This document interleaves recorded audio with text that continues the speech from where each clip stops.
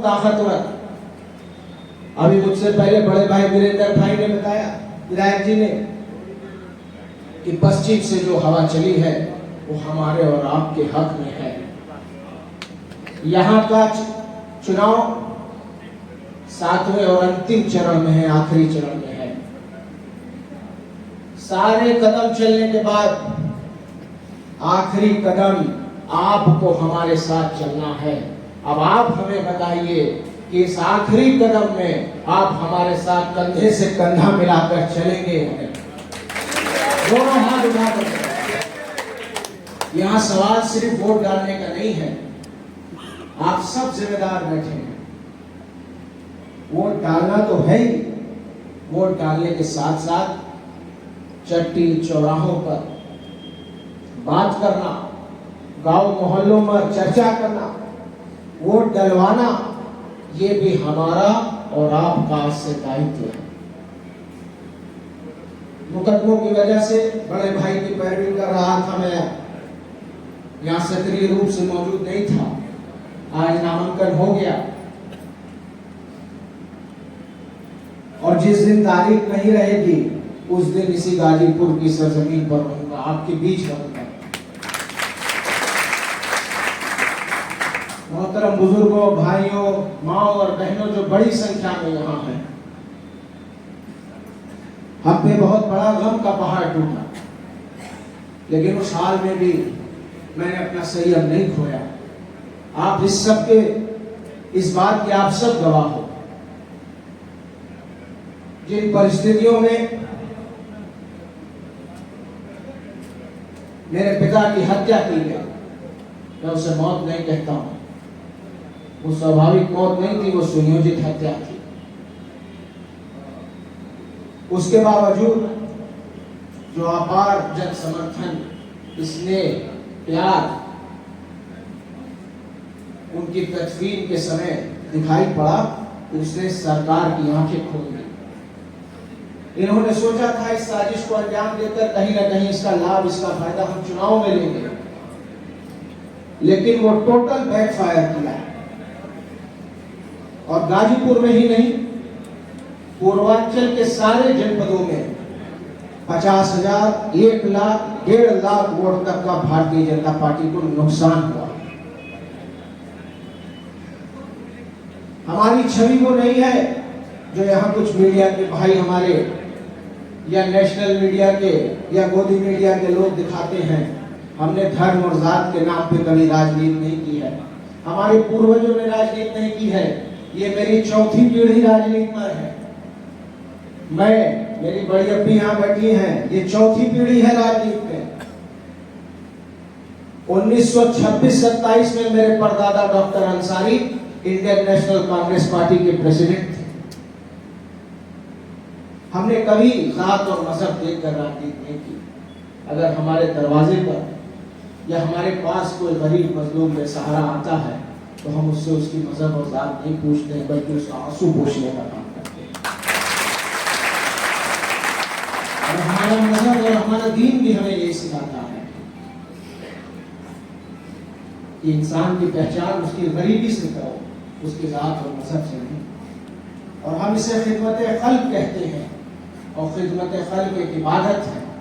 इसको हम पूजा और इबादत के तौर पे गरीबों की मदद को लेकर करते हैं।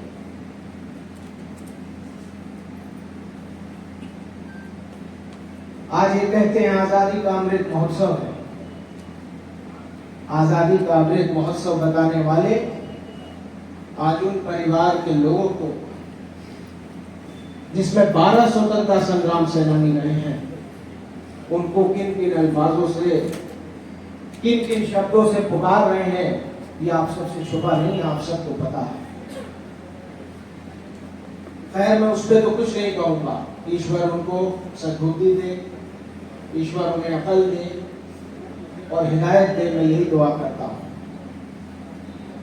लेकिन मैं ये जरूर कहना चाहता हूं कि वो वक्त था जब ये देश गुलामी की जंजीरों में बंधा हुआ था।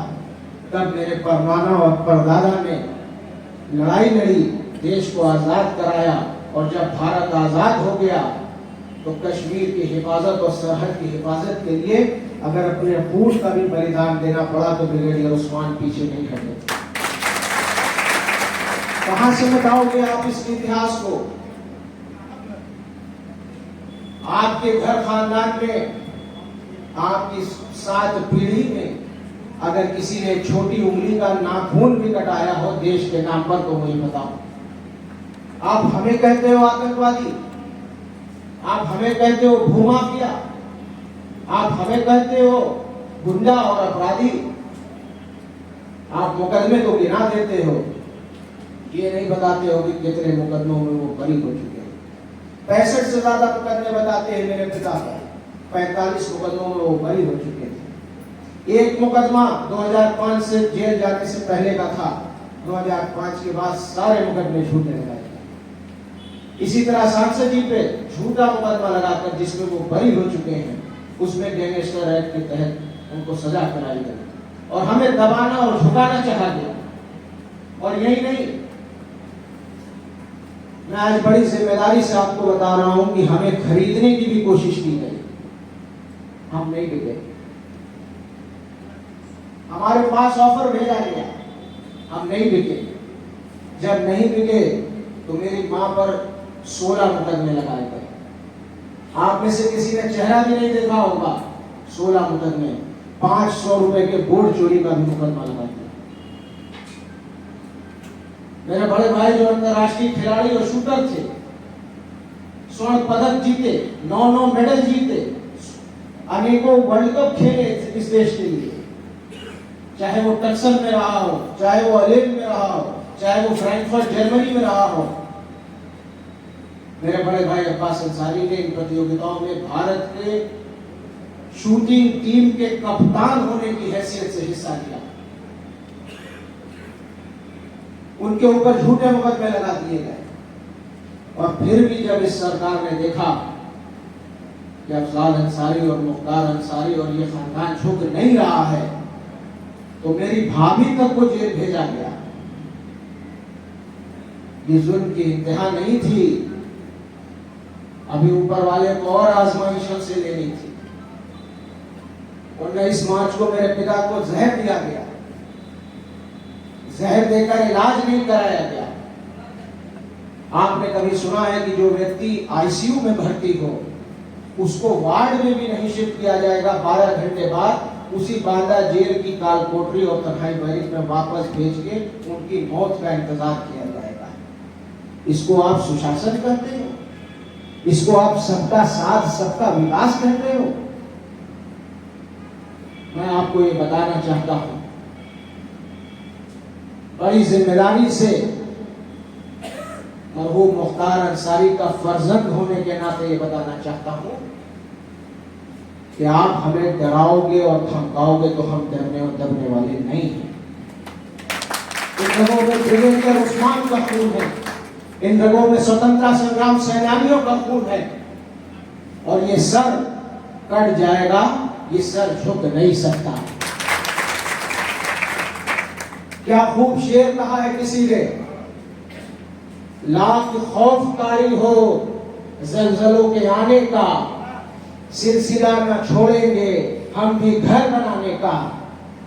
लाख खौफकारी हो जलजलों के आने का, सिलसिला न छोड़ेंगे हम भी घर बनाने का।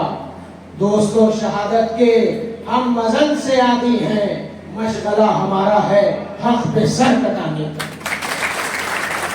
ये वो खानदान रहा है, ये अंग्रेजों से लड़ा है। जब गोरे अंग्रेज थे तो इस देश को आजाद कराने में अपना बलिदान दिया है। आज काले अंग्रेज हमको गुलाम बनाना चाहते हैं और हम दोबारा उनसे लड़के अपने संविधान को, अपने वोट देने के अधिकार को बचाएंगे। इस लड़ाई में मैं अकेला नहीं हूं, हजारों लाखों करोड़ों के संख्या में आप सब हमारे साथ खड़े हैं।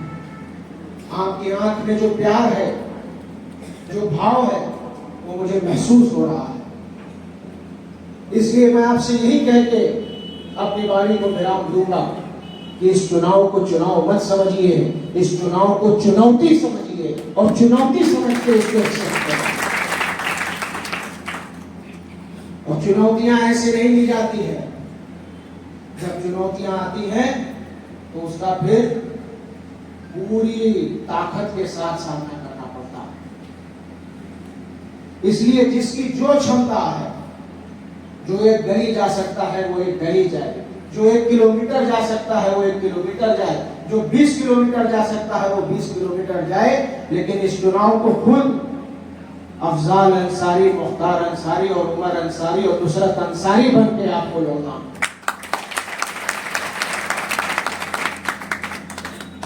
मेरे बुजुर्गों, मेरे भाइयों, माँ बहनों, फिर मौका आएगा, फिर आपसे अपनी बात कहूंगा। अभी में से मुझसे बड़े बैठे हैं यहाँ, वो अपनी बातों को आपके सामने रखेंगे। लेकिन एक बात आपको जाते जाते विश्वास दिलाना चाहता हूं कि अगर आखिरी कदम मजबूती से हमारे साथ चल दिया तो केंद्र में जो मोदी जी की सरकार है वो सरकार फिर रह नहीं जाएगी, वो सरकार खत्म हो जाएगी। आपको गाजीपुर तो जिताना ही है, लेकिन जब आप साइकिल पे बटन दबा रहे होंगे 1 जून को, तो अपने दिमाग में ये बना लीजिएगा कि ये बटन यहाँ का सांसद भी बना रहा है और ये बटन प्रधानमंत्री को भी बदलने जा रहा है। मेरे भाइयों, बुजुर्गों, माँ और बहनों, आपसे जो अपार स्नेह मिला है, जो जन समर्थन मिला है, जो दुआएं मिली है, वो हमारे जख्मों पे कहीं ना कहीं मरहम बनकर लगी है। और हमारे जख्मों पे मरहम बनकर आपकी दुआओं, प्यार और आशीर्वाद ने हमें एक नई ऊर्जा दी है, नई शक्ति दी है, नई ताकत दी है। और मैं पूरे यकीन से आपको ये बता दूं कि जब तक इस घर खानदान का एक बच्चा भी जिंदा है, तब तक गरीब, मजलूम, बेसहारा, यतीम, इन पर जुल्म नहीं होने देंगे। चट्टान माने जाते थे मुख्तार अंसारी, पहाड़ माने जाते थे मुख्तार अंसारी, कोई उन्हें पीछे ढकेल कर नहीं हटा सकता था। मारा भी गया तो पीठ पीछे मारा गया, कोई लड़ के मारने वाला नहीं था। इसलिए मैं आपसे बड़ी जिम्मेदारी से कह रहा हूं कि मैं उमर बिन मुख्तार अंसारी, अगर उनका आधा भी हुआ तो आपको कभी पीठ नहीं दिखाऊंगा और आपके सामने आपकी मान सम्मान के लिए आपके ढाल बनकर के खड़े रहेंगे। आज वक्त आ चुका है सियासत के इस दौर में अपनी वोट की ताकत से लड़ाई लड़िए और लड़ाई लड़कर इस सरकार को बदलिए। गाजीपुर को रिकॉर्ड बनाने जा रहा है, कोई लड़ाई किसी से नहीं है। आपको रिकॉर्ड बनाने के लिए वोट करना है, आपको इतिहास बनाने के लिए वोट करना है और परेशान होने की, कंफ्यूज होने की जरूरत नहीं है। कहेगा जो कह दूंगा सो है, चाहे सांसद जी लड़, चाहे हमारा पी लड़, सब एक है। और मैं आपसे ये कहना चाहता हूं कि गाजीपुर की पूरी लोकसभा हमारा परिवार है और ये परिवार में अगर कोई दरार डालना चाहेगा तो वो नहीं डाल सकता।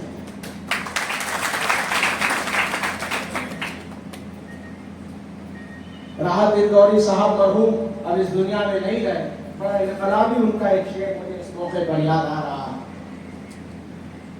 और आज की परिस्थिति के हिसाब से बिल्कुल सेट बैठता।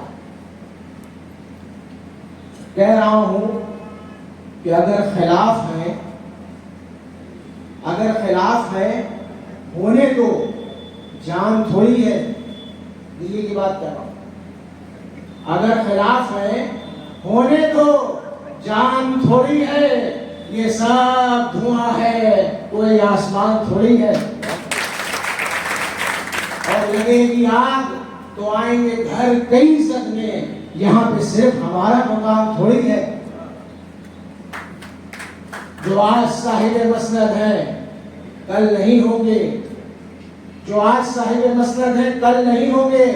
किराएदार है, साथी मकान थोड़ी है और सभी का खून है शामिल यहाँ की मिट्टी में, किसी के बाप का हिंदुस्तान थोड़ी। और वो